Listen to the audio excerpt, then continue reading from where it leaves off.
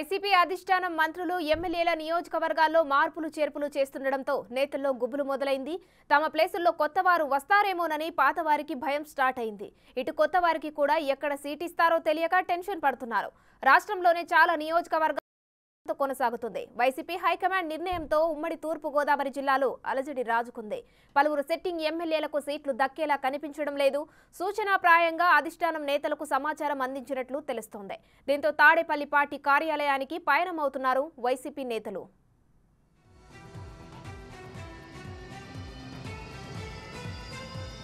Jaggampeta MLA Jyothula Chantibabu, Pithapuram MLA Pindem Dorababu, Prathipadu MLA Parvatha Purnachandra ప్రసాద్లకు సీట్లు దక్కే అవకాశం లేదని ప్రచారం జరుగుతుంది. జగ్గంపేట సీటు తోట నరసింహంకు కేటాయించినట్లుగా సమాచారం. దీంతో జగ్గంపేటలో చంటిబాబుకు మద్దతుగా పలువురు ఎంపీపీలు రాజీనామాలు చేయగా తోట నరసింహం అనుచరులు మాత్రం సంబరాలు చేసుకుంటున్నారు.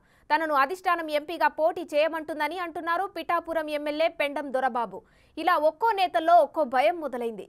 విజయవాడలోనే ఉండి మంతనాలు జరుపుతున్నారు పర్వత పూర్ణచంద్ర.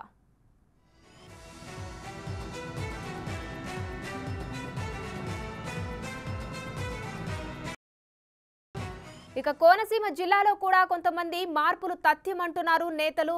ముమ్మిడివరం, పీగన్నవరం నియోజకవర్గాల్లో అభ్యర్థుల మార్పు ఉండవచ్చు అంటూ ప్రచారం జరుగుతుంది. ప్రతిరోజు ప్రజల్లో ఉండాలని అధిష్టానం ఎన్నిసార్లు చెప్పినా పట్టించుకోకపోవడంతోనే ఈ నిర్ణయం అంటున్నారు సీనియర్లు. టికెట్లు ఇవ్వని అభ్యర్థులకు పార్టీలో మంచి గుర్తింపు ఉన్న పదవి ఇస్తామంటూ హామీ ఇస్తున్నారు. ఇటీవల జరిగిన పార్టీ సమావేశంలో పలువురు నేతలకు సూటిగా స్పష్టం చేసింది వైసీపీ అధిష్టానం.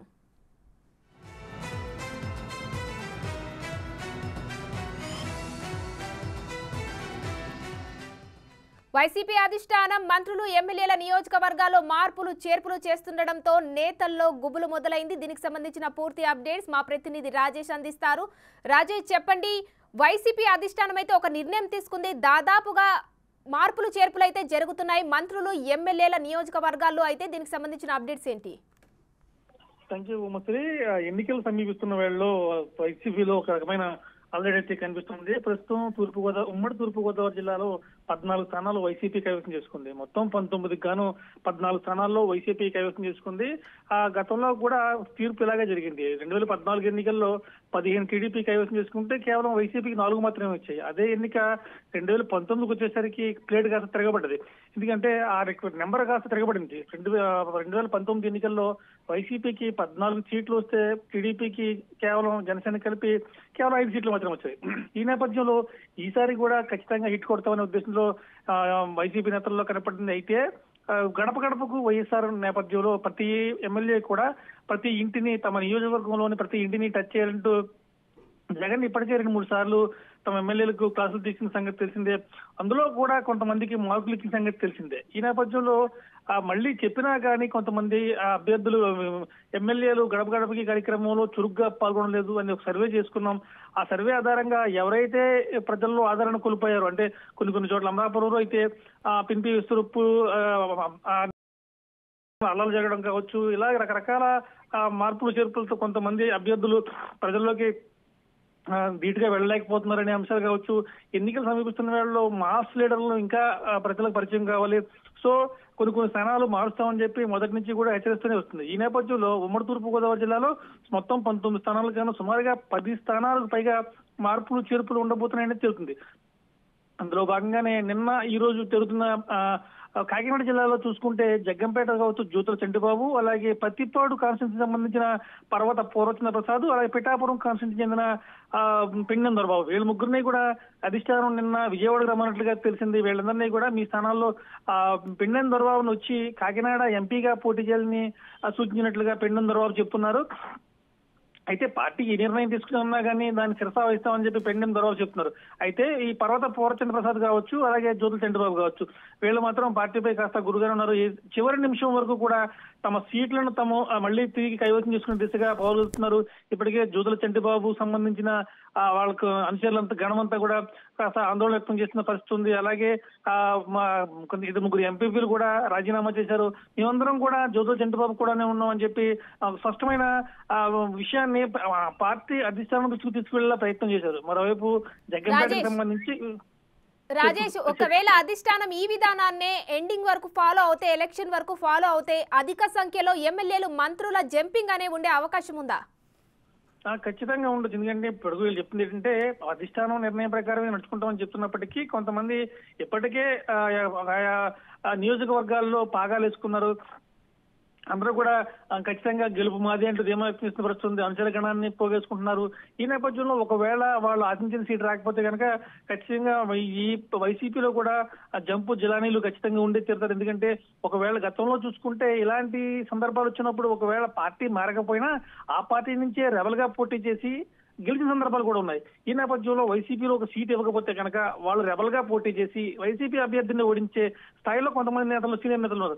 ఒకవేళ అలా కూడా జరిగే అవకాశం లేకపోలేదు. ఏది ఏమైనా కానీ అధిష్టానం తమకు న్యాయం చేస్తుందనేది ధీమా కొంతమంది అభ్యర్థుల్లో కనపడుతుంది. కానీ సూటిగా చెప్పాలంటే మాత్రం ఖచ్చితంగా ఇప్పుడు జగన్ ఏవైతే సూచించారో సూచించినట్లుగా వార్తలు వస్తున్నాయో, అంటే ఇదంతా కూడా కేవలం ఊహాగానాలు, కాస్త సమాచారం లీకేజ్ చేయడం, చిన్న చిన్న సమాచారాలు తప్ప పూర్తిగా అటు వైఎస్ఆర్సీపీ పార్టీ నుంచి కానీ ఇటు అభ్యర్థుల నుంచి కానీ ఎటువంటి స్పష్టమైన ప్రకటన రాలేదు. ఇదంతా కూడా మీడియాలో వస్తున్న ప్రచారం కావచ్చు, అలాగే వైసీపీ నేతల మాటల ద్వారా కొంచెం తెలుసుకుంటున్న పరిస్థితి కావచ్చు.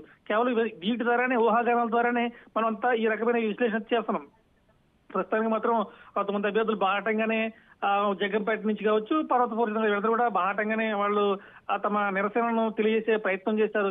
ఏది ఏమైనా కానీ ఈ పరిస్థితి ఉంటే కనుక ఒకవేళ 19 స్థానాల్లో సుమారుగా 10 స్థానాలకు పైగా కొత్త అభ్యర్థులు నిలబడితే ఆ మిగతా అక్కడున్న 10 మంది కూడా తిరగబడే అవకాశం ఉంటుంది. కొంతమంది ఎంపీ అభ్యర్థులు ఎమ్మెల్యేగా వస్తే ప్రయత్నం చేస్తున్నారు, ఎమ్మెల్యే అభ్యర్థులు ఎంపీగా వెళ్లి ప్రయత్నం చేస్తున్నారు. ఇవన్నీ కొనసాగాలంటే, ఇవన్నీ చిక్కుముళ్ళు ఇడాలంటే మరో 4 రోజుల పాటు పోవాలి. ఖచ్చితంగా ఫిబ్రవరి ఎండింగ్ కి నోటిఫికేషన్ వస్తుంటూ సీఎం ఉన్న జగన్ ఒక సూచన చేసినట్టు తెలిసింది.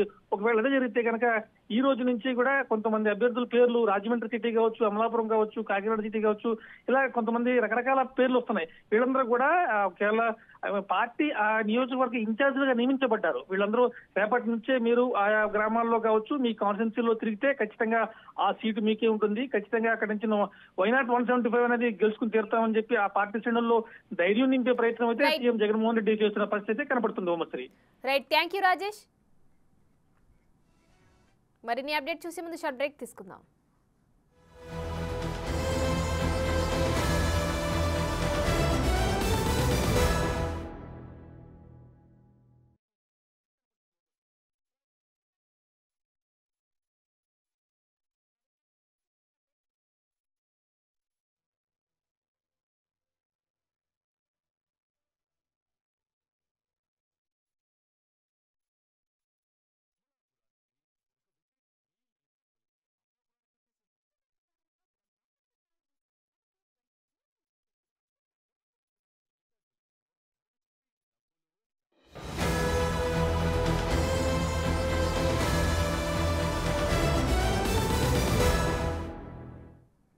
Welcome back. వైసీపీ రాజకీయ వ్యూహంలో భాగంగానే అభ్యర్థుల మార్పులు జరుగుతున్నాయని మంత్రి ఆదిమూలపు సురేష్ అన్నారు. పార్టీ విధి విధానాలు బట్టి అభ్యర్థుల మార్పులు ఉంటాయని చెప్పారు. ఎన్నికల సమయంలో టీడీపీలో కూడా అభ్యర్థుల మార్పులు ఉంటాయని తెలిపారు. అప్పుడు తమ అభ్యర్థులను చంద్రబాబు ఎందుకు మారుస్తున్నారో సమాధానం చెప్పాలని డిమాండ్ చేశారు.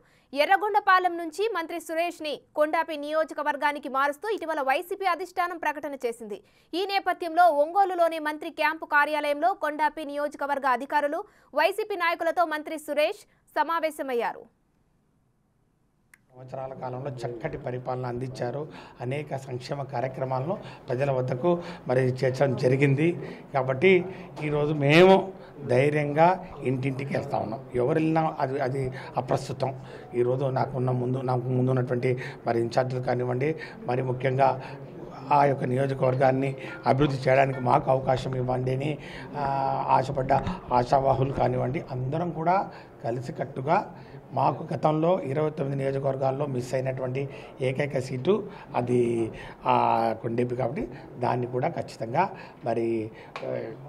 గెలవాలనే ఒక ప్రయత్నంతో కార్యకర్తలందరూ కూడా ఉన్నారు. ఒక రాజకీయ సుస్థిరత అక్కడ రావాలి. అభివృద్ధి కార్యక్రమాలు, సంక్షేమ కార్యక్రమాలతో పాటు ఇంకా స్థానిక సమస్యలను కూడా పెద్ద ఎత్తున చేయడానికి ఈరోజు ఒక అవకాశం జగనన్న కల్పించారు. కాబట్టి దాన్ని సద్వినియోగం చేసుకోవడానికి ప్రయత్నం చేస్తున్నాం. అందరూ కూడా సహకరిస్తూ ఉన్నారు. అందరం కూడా కలిసికట్టుగా టీం వర్క్గా అక్కడ పని చేయడం జరుగుతుంది మాత్రం నేను తెలియదు. ఎల్లో మీడియా వాళ్ళందరూ రాశారుగా, నేనే పెట్టించి నేనే రాపించిన, లేకపోతే నేనే నా ప్రోద్బలం ఉందని. కొంచెమైనా ఆలోచన ఉండాలి, కొంచెమైనా ఒక విలువలు ఉండాలి, కొంచెం ఇంగిత జ్ఞానం ఉండాలి.